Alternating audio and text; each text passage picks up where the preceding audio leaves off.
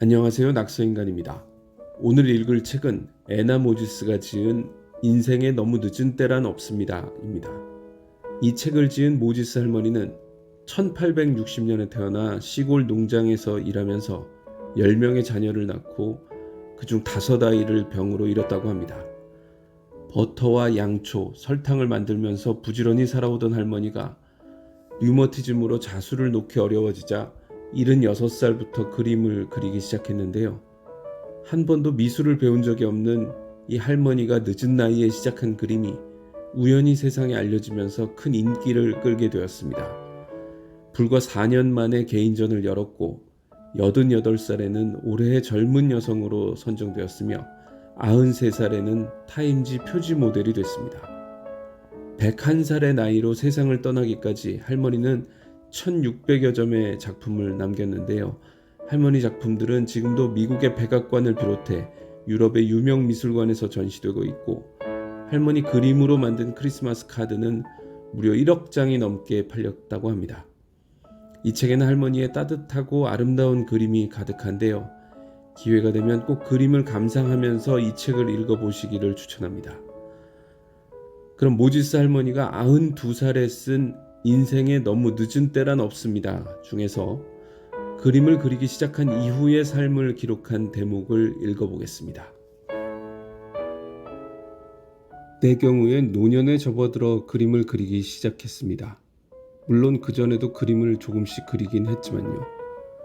그런데 한 번은 여동생 셀레스티아가 놀러와서 내 털실 그림들을 보고는 이렇게 말하는 거예요. 언니, 털실로 그림을 수놓는 것보단 물감으로 그리는 게 더 예쁘고 더 빠를 것 같아. 그래서 나는 동생 말대로 했어요. 소일거리 삼아 그림을 시작했습니다. 수를 놓는 일이나 그림을 그리는 일이나 내게는 다 똑같았어요. 내가 그린 그림이 제법 많아졌을 때 누군가가 후시폴스의 토마스 잡화점에 그림을 보내보는 게 어떻겠냐고 해서 그렇게 했습니다. 케임브리지 축제에서 과일 통조림이나 라즈베리 잼과 함께 그림들을 전시하기도 했어요. 과일 통조림과 잼으로는 상을 탔는데 그림으로는 한 번도 상을 타지 못했죠. 그러던 어느 날 뉴욕시에서 왔다는 루이스 제이 칼도어라는 수집가가 후시폴스 마을을 지나는 길에 내 그림들을 구매했습니다. 누가 그린 그림이냐고 물었더니 케임브리지가에 사는 애나 메리 모지스 할머니가 그렸다고 하더래요. 그날 저녁 내가 외출했다가 집에 돌아와 보니 도로시가 말하기를 어머님이 집에 계셨으면 그림을 전부 다 팔 수 있었을 텐데. 좀 전에 어떤 남자가 찾아와서 어머님 그림이 보고 싶다더라고요. 내일 아침에 다시 온대요. 그림이 몇 점이나 있는지 제가 말씀드렸어요. 며느리는 내게 그림이 10점 정도 있다고 생각했던 모양입니다. 그날 밤 나는 잠을 이루지 못했습니다. 내가 어떤 그림들을 그렸고 어디에 두었는지 생각해 보았지만 몇 점 되지도 않는 데다 대부분은 털실로 수를 놓은 것이었죠. 그러다가 해가 뜰 무렵 언젠가 대청소를 하면서 우연히 찾은 캔버스 틀에 그리다 말았던 그림이 떠올랐어요. 버지니아 풍경을 그린 그림이었죠. 제법 큰 그림이라 틀만 구할 수 있으면 그림을 2등분해서 2점의 그림을 만들 수 있겠다 싶었고, 그래서 그렇게 했습니다. 덕분에 칼도어 씨가 도착했을 때 나는 약속대로 10점의 그림을 줄 수 있었습니다. 도로시가 곤란해지지 않도록 일부러 신경을 썼던 거였어요. 칼도어는 내가 그림을 반으로 잘랐다는 사실을 1년이 지나도록 알아차리지 못했는데 언젠가 왜 가장 잘 그린 그림을 반으로 잘랐냐고 내게 묻더군요. 나는 스코틀랜드 민족 특유의 알뜰함이라고 대답해줬죠. 칼도어는 내가 그림을 더 그리길 바랬어요. 몇 번이고 찾아와 내 그림을 사갔습니다. 그는 내 그림들을 뉴욕시로 가지고 가서 갤러리에 전시했고 그중 3점은 어쩌다 보니 뉴욕 현대미술관에서까지 전시가 되었습니다.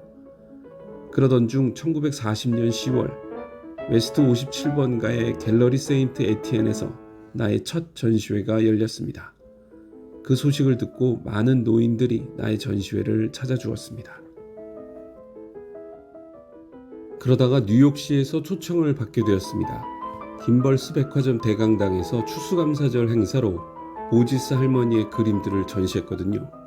여행을 다녀본 경험이 별로 없는 할머니인지라 얼마나 설레고 초조하던지, 또 얼마나 부산스럽고 정신없던지. 어쨌든 그렇게 해서 할머니는 여행길에 오르게 됩니다. 그 사람들은 나에게 집에서 만든 통조림과 빵과 케이크를 가지고 오라고 하더군요. 내가 만든 통조림은 연단 옆 테이블에 올려두었습니다. 토마스 부인과 함께 연단에 오르기 직전에 누군가 나 같은 할머니에게 어울리는 아담한 꽃다발을 건네주었고, 또 다른 누군가가 내 옷에 무언가를 달아주었는데 꼭 검정벌레가 옷에 붙어있는 것 같은 느낌이라 차마 내려다보진 못했습니다. 나중에 알고 보니 마이크를 달았던 거였더군요. 시골에서 올라온 할머니라 뭐가 어떻게 돌아가는지 도무지 하나도 모르겠더라고요. 나는 그저 토마스 부인하고 이야기를 주고받는 거라고 생각했는데, 알고 보니 추수감사절 행사에 참석한 김벌스 대강당의 모든 사람들이 내 이야기를 듣고 있었습니다. 행사가 끝난 다음에는 세상에 맙소사, 이 사람하고 악수, 또 저 사람하고 악수, 악수의 연속이었답니다. 그때 내가 누구와 악수했는지 지금은 하나도 기억이 나지 않네요. 여기저기 얼마나 바쁘게 돌아다녔는지 몰라요. 하지만 불평해선 안 되겠죠? 내가 즐거운 여행을 할 수 있도록 많은 사람들이 고생해서 준비한 일정이니 말입니다. 그해 겨울 내가 독감에 걸렸는데 주위에서 자꾸만 누워서 쉬라고 하는 바람에 누워서 쉬면서 이 생각 저 생각을 하게 되었습니다. 오래된 오크 물동이 이야기를 한번 그려볼까 하는 생각이 들었어요. 그 역사를 알고 있었으니까요. 그래서 마침내 기운을 차리고 일어났을 때 오크 물동이 이야기를 그림으로 그렸어요. 그게 나의 첫 번째 시도였는데 그 뒤로도 또 그렸어요. 그림을 그리면서 이야기의 세세한 부분에 대한 기억도 되살아났습니다. 그러던 중 시라큐스의 한 갤러리에서 전시를 하고 싶다며 그림을 몇 점 보내달라고 하더군요. 나는 오래된 오크 물동이와 옛 체크 무늬집과 어린 망아지 한 마리가 있는 그림을 보냈습니다. 휴와 도로시가 전시회에 가보자고 해서 전시회에 참석하기 위해 시러큐스로 갔습니다. 나는 오래된 오크 물동이로 뉴욕주 대상을 받았고, 토마스 제이 왓슨이 그 그림을 샀습니다. 그게 1941년 5월의 일이었어요. 그림 그리는 일은 서두르지만 않는다면 아주 즐거운 취미가 될 수 있습니다. 나는 여유를 갖고 꼼꼼하게 그림을 완성하는 걸 좋아합니다. 나는 오래된 접이식 탁자에서 그림을 그립니다. 35년 전 고모가 물려준 탁자인데 원래는 통나무집에 놓을 용도로 만든 것이었죠. 18세기에 피니어스 화이트사이드라는 사람이 뉴욕주 워싱턴 카운티에 와서 땅을 사고 삶의 터전을 일궜습니다. 아들, 딸 여럿을 둔 대가족이었어요. 장남이 나이가 차자 피니어스는 그 시대 풍습대로 슈트 한 벌과 양 몇 마리, 도끼 하나에 200에이커 남짓한 땅을 물려주고는 이제 너도 네 가정을 꾸리라고 말했죠. 장남은 아버지의 땅과 이어진 200에이커의 숲으로 들어가 나무를 베어 침대를 만들고 그 밑에 넣어둘 간이 침대도 만들었습니다. 그 다음으로 만든 게 바로 이 접이식 탁자예요. 간이 침대를 꺼내놓고 쓸 때 돌아다닐 공간이 있도록 탁자를 접이식으로 만들었던 거죠. 소나무 판자를 이어붙여 만들었고 상판 밑에 백납 접시 보관함이 있었습니다. 보관함 뒤쪽으로 덮개가 달려 있어서 의자 모양이 되었죠. 큰 벽돌집을 새로 짓고 나서 오랜 세월이 흐른 뒤 이 탁자는 지하실로 옮겨졌다가 그 뒤로는 또 오랜 세월 동안 우유를 놓아두는 탁자로 쓰였다고 합니다. 그러던 어느 날 고모가 화분 받침대로 쓰라며 내게 이 탁자를 보내주었죠. 나는 탁자의 받침대에 풍경을 그려놓고 상판 위에 온통 엽서들을 펼쳐놓았습니다. 지금은 이젤로 쓰고 있습니다. 내가 처음 유화를 시작할 무렵에는 그림을 그릴 때마다 이번 그림이 마지막이겠거니 하는 생각이 들어 크게 애착을 갖진 않았습니다. 그런데 머지않아 여기저기서 그림을 그려달라는 주문이 들어오기 시작했어요. 저 그림하고 똑같이 그려주세요 라고들 말이에요. 그렇게 그림을 그리고 또 그리다 보니 어느덧 여기까지 오게 됐네요. 예전보다 그림이 나아진 것 같기도 하지만 어쩌면 더 좋은 붓과 물감을 사용해서 그런 것 같기도 합니다. 좋은 붓을 쓰는 게 도움이 많이 됩니다. 이제는 얇은 붓도 얼마든지 구할 수 있어요. 전쟁 때는 얇은 붓을 구할 수가 없어서 성냥으로 그리기도 했거든요. 요즘 쓰는 물감은 색깔도 아주 좋습니다. 색을 적절히 섞어 쓰는 법을 터득해서 그림을 더 잘 그릴 수 있게 됐죠. 나는 그림을 그리기 전에 액자를 사고 그 틀에 맞게 목판을 자릅니다. 나는 돼지를 사기 전에 돼지 우리를 만들자는 주의거든요. 그런 다음 목판에 아마씨 기름을 바르고 흰색 무광 페인트를 3겹 칠해서 칙칙한 나무색을 가려줍니다. 2겹을 칠하면 거뭇거뭇 목판이 보이고 3겹을 칠하면 두께감이 생기기 때문에 색칠할 때 물감을 많이 안 써도 되거든요. 튜브 물감은 제법 값이 비싸서 아껴 써야 하죠. 이건 역시 스코틀랜드식 알뜰함이라고 해야 할까요? 이제 목판 위에 풍경을 그리면 되는데 머릿속에 떠오르는 대로 자연의 풍경이라든가 낡은 다리, 꿈, 여름이나 겨울 풍경, 어린 시절의 추억 같은 것을 그립니다. 나는 언제나 보기 좋고 즐거운 풍경을 그립니다. 알록달록하고 북적북적한 게 좋아요. 목판이나 하드보드에 그림을 그리는 이유는 캔버스보다 훨씬 오래가기 때문입니다. 액자를 구하기가 힘들 때도 덜어 있어요. 액자가 예쁜데 상태가 좋지 않으면 내가 직접 망치와 못을 들고 수리를 합니다. 액자는 그림과 조화를 이루어야만 최고의 효과를 낼 수 있죠. 그림을 그릴 때 나는 풍경을 관찰하고 또 관찰합니다.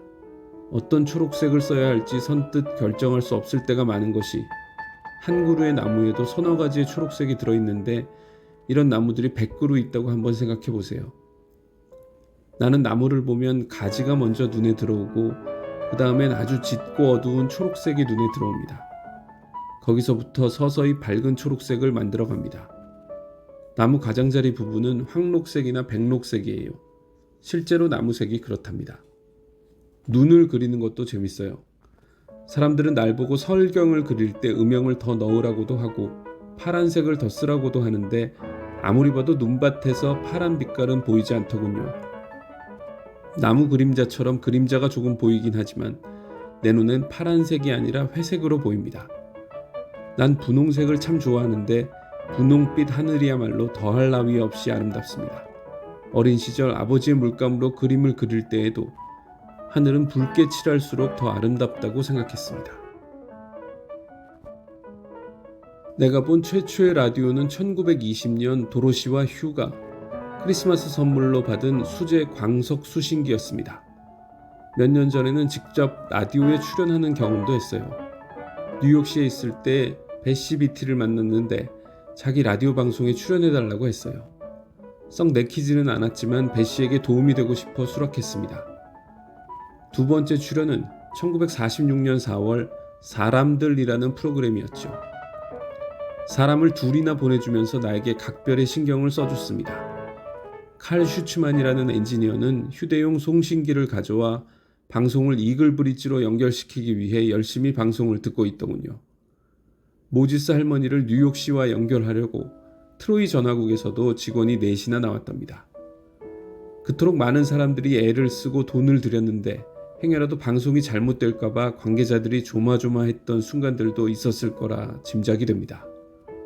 방송 시간이 겨우 3분밖에 안 된다는 건 나중에야 알게 되었죠. 3분 동안 얘기를 해봐야 얼마나 할 수 있겠어요. 그래도 하는 수 없이 방송 내용을 3분으로 압축시켜야 했습니다. 진 헐리가 인터뷰를 참 친절하고 차분하게 진행하더군요. 인터뷰를 여러 차례 연습했는데 난 그쪽 방면으로는 영 재주가 없어요. 어쨌든 즐거운 시간을 보냈고 다른 분들도 그랬으면 좋겠습니다. 어떤 종류의 그림들을 가장 좋아하냐는 첫 질문에는 이렇게 대답했습니다. 예쁜 그림들을 좋아합니다. 예쁘지 않다면 뭐하러 그림을 그리겠어요? 그래서 뭘 그리면 예쁠지 열심히 생각해보고 그림을 그리죠. 옛날 풍경들을 그리는 걸 좋아해요. 오래된 건물, 다리, 여인숙, 옛날식 주택 같은 것들이요. 이제 얼마 남지도 않았고 빠르게 사라져가고 있죠. 나는 항상 기억을 바탕으로 그림을 그리는데 주로 나의 공상이라고 말할 수 있어요.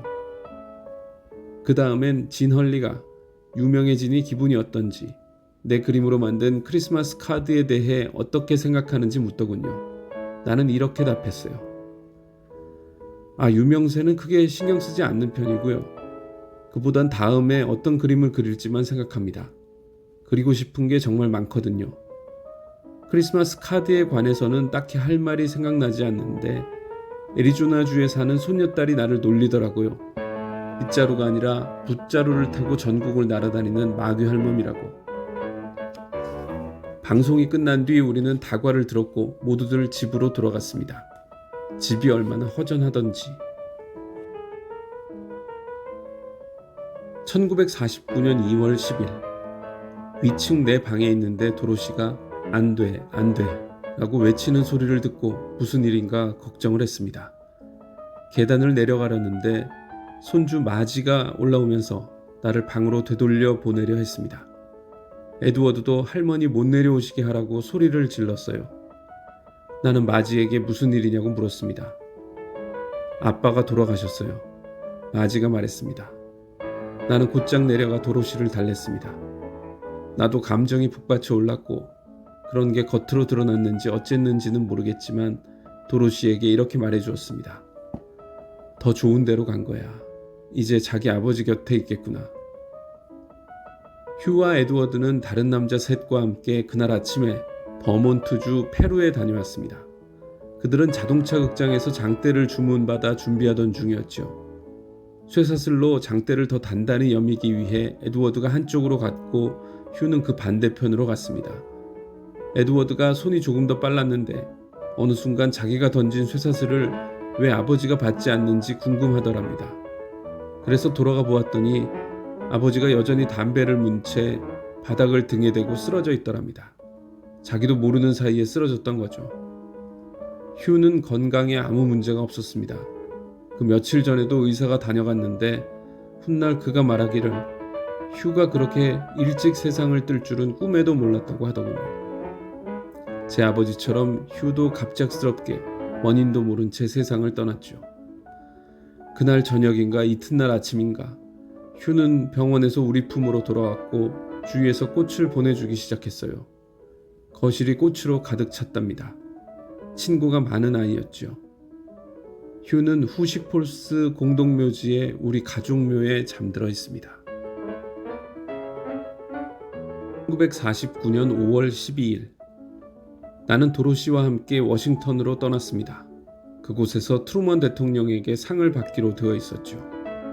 올버니까지는 차로 이동했고 그 다음엔 뉴욕시까지 갔습니다. 여기서 사람들이 나를 휠체어에 태워 택시가 있는 곳까지 바래다 주었어요. 자존심 상하는 일이었지만 역에서 워낙 먼 거리라 내 힘으로 걸어가기에는 무리였습니다. 그래서 택시를 타고 리버사이드 드라이브로 갔고 거기서 칼리의 부부와 함께 14일까지 머물렀습니다. 특별 차량에 탄 우리는 그날 오후 3시쯤 워싱턴에 도착했고 스타틀러 호텔로 안내받았어요. 그곳에서 여성 내셔널 프레스 클럽과 만찬이 있었고 대통령이 내게 상을 수여하셨습니다. 이튿날인 5월 15일 일요일에는 트루먼 여사가 우리를 블레어 하우스로 초대해 차를 대접해 주었습니다. 차를 다 마셔갈 무렵 요란하게 천둥 번개가 치는 바람에 모두들 소파에 앉아 비가 그치길 기다렸어요. 옆에 앉은 트루먼 대통령이 내게 이 건물은 워낙 커서 필요침이 많으니 겁먹지 마세요 라고 하더군요. 이 할머니가 겁먹을까봐 걱정이 되었나 봅니다. 대통령과 이야기를 나눠보니 꼭 내 아들 같더군요. 나는 피아노 한 곡을 연주해달라고 부탁했습니다. 그래서 대통령이 피아노를 연주해 주었는데 참 듣기 좋았습니다. 소나기가 그치자 대통령이 전용차로 우리를 스타틀러 호텔까지 태워주도록 지시하였는데 참 영광스러운 일이었지요. 다음날 마운트 버넌을 방문한 후 집으로 향했습니다. 집에 다다르니 온 동네 사람들이 나와 우리를 환영해 주었습니다. 이글 브릿지에 그렇게 많은 사람이 보인 건 처음 봤어요. 나로선 상상도 못했던 일이었죠. 다들 알고 있었지만 나만 몰랐던 거였어요. 아이들이 노래를 부르며 나에게 수많은 꽃들을 안겨주었습니다. 사람들이 한 말씀 해주시길 기다리고 있어요. 앨리스가 말하거든요. 한 말씀은 무슨, 오늘 밤 연설은 안 하련다. 내가 말했습니다. 하지만 감사의 인사는 하지 않을 수가 없었죠. 모두가 내 주위에 빙 둘러서 있었으니까요. 후식폴스 고등학교 밴드가 연주를 하고 있었고 사람들의 호의를 받으며 집에 도착하니 푸짐한 저녁 만찬이 준비되어 있었습니다. 마침내 집으로 돌아와 잠자리에 드니 안도감이 밀려들었습니다. 내가 만약 그림을 안 그렸다면 아마 닭을 키웠을 거예요. 지금도 닭은 키울 수 있습니다. 나는 절대로 흔들 의자에 가만히 앉아 누군가 날 도와주겠거니 기다리고 있지 못해요.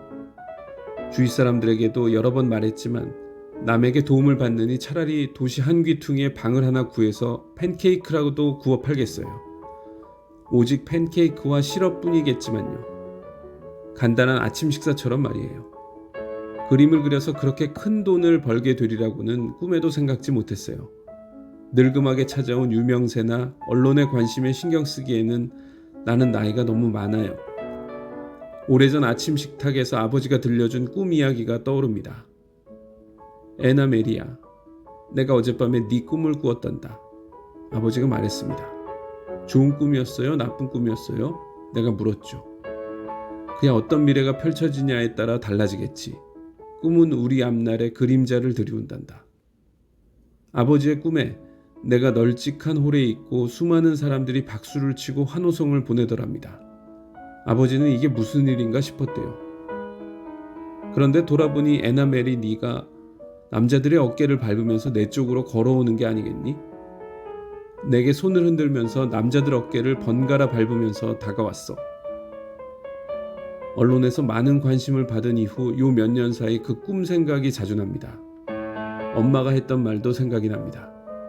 러셀, 남자들 어깨 밟고 걸어다니는 애나 메리가 그렇게 근사해 보이던가요? 어머니는 꿈이란 게 얼마나 허망한 건지 알고 있었죠. 아니면 정말 그 꿈이 나의 앞날에 그림자를 드리웠던 걸까요? 세계 거의 모든 나라에서 수많은 격려의 편지를 받을 때면 그런 생각이 듭니다. 지금까지 내가 살아온 이야기를 진솔하게 들려드렸습니다. 이 나이가 되니 세월이 어떻게 갔는지 모르겠네요. 차라리 16살 때가 내 나이를 가장 실감했던 것 같아요. 화이트사이드 부부를 떠날 무렵 나는 성숙하고 평온했거든요. 어떻게 보면 난 늘 그렇게 살아왔던 것 같습니다. 지금도 나는 내가 늙었다는 기분이 전혀 들지 않아요. 손주 11명과 증손주 17명을 둔 할미이지만요. 참 많이도 뒀네요. 세상이 변하고 또 변하고 있는데 앞으로도 더 많이 변할 수 있을까요? 지금보다 더 발전한 세상을 여러분들은 상상할 수 있으신지요? 나의 아버지가 화덕을 좋아하셨듯이 나도 철제 난로를 좋아했고 지금은 그것들이 가스와 전기 레인지로 바뀌었지요. 젊은 세대가 나이를 먹고 앞으로 100년이 더 흐르면 후대인들의 눈에는 우리가 원신으로 보여도 전혀 놀랄 일이 아닙니다. 그럼에도 불구하고 나는 우리가 정말 발전하고 있는지 때로는 의문이 듭니다. 내가 어렸을 때는 세상이 달랐어요. 지금보다는 여러모로 더 느린 삶이었지만 그래도 행복하고 좋은 시절이었죠. 사람들은 저마다 삶을 더 즐겼고 더 행복해했어요. 요즘엔 다들 행복할 시간이 없는 것 같습니다. 하지만 이런 어려운 질문에 맞닥뜨리면 너무 많이 생각하지 말고 그냥 덮어버리는 게 상책입니다. 내가 은골무를 얻으려고 성경을 읽었을 때 그랬던 것처럼 말이죠. 내 삶의 스케치를 매일 조금씩 그려보았습니다. 어린 시절부터 돌아보며 그저 생각나는 대로 좋은 일, 나쁜 일 모두 썼어요. 살다 보면 좋은 일도 있고 나쁜 일도 있죠. 다 우리가 겪어내야 하는 일들입니다. 나의 삶을 돌아보니 하루 일과를 돌아본 것 같은 기분입니다. 오늘 하루도 무사히 잘 마쳤고 내가 이룬 것에 만족합니다. 나는 행복했고 만족했으며 이보다 더 좋은 삶을 알지 못합니다.